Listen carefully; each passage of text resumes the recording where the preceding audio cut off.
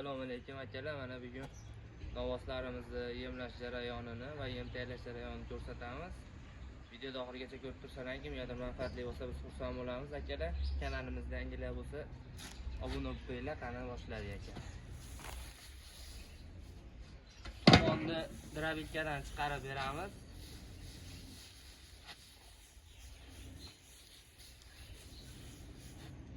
Birinchisiga somonni shunday yayib turib, endi hozir tuxumimiz bor bizda puxtaydi, paxtani chiqindisi.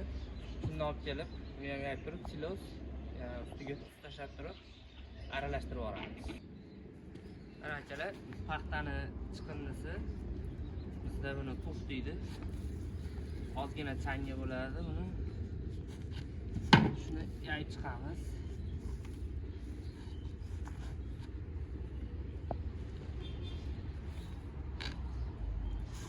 Endi buni ustidan silos tashlaymiz.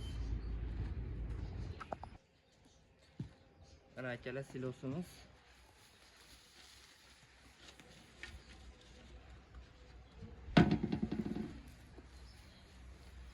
Silosimiz mana ko'rib turibsizlar.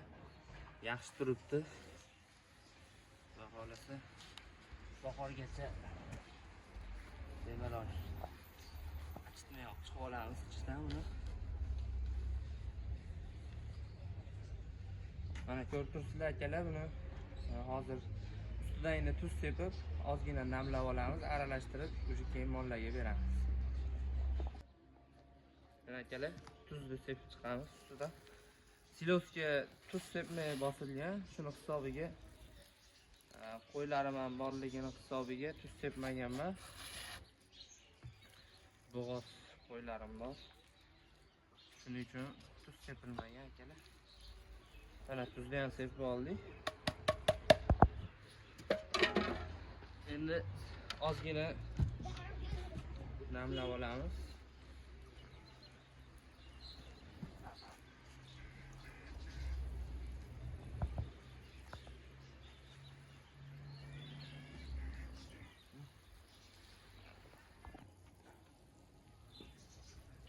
Mana akalar, hamma yog'iga bir qator ozgina suv yurgizib olamiz. Tuzlari ham erib aralashib ketadi, puxga ham, somonga ham. Endi bizni qarash uslubimiz shu akalar. Shuna qilib qaraymiz.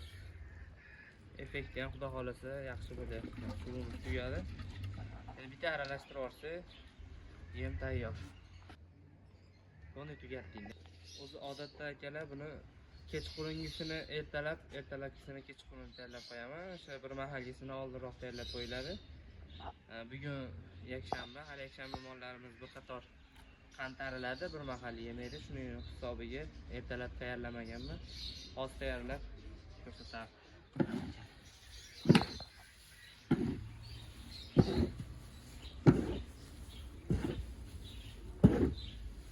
Ozgina changib qoladi. Yaxshilab aralashtirib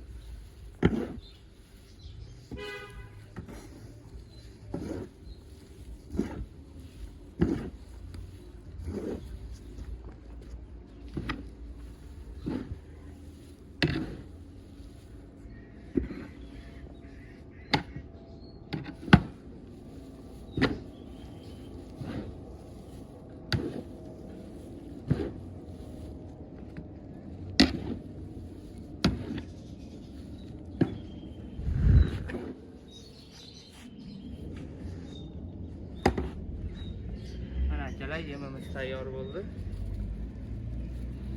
Shuna qilib aralashtirib beramiz.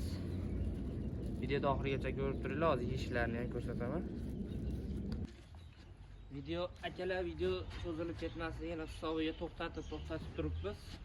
To'g'ri tushunasizlar.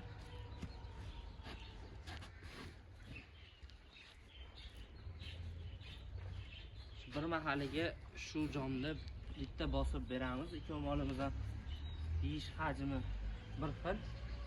Sho'rxa kunjaraning katta molim ko'proq edi, aytganimdek. Mana shu kattaga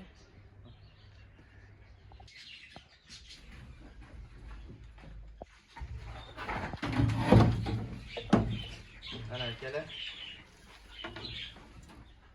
Qonlarimiz do'st emas, ishtahalari yaxshi. To'xtating.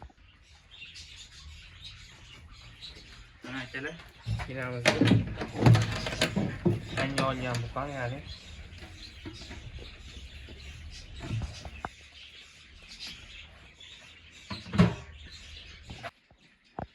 mana akalar, oddiy kepayda yaxshirog'i. Ustiga bir qator silib beramiz.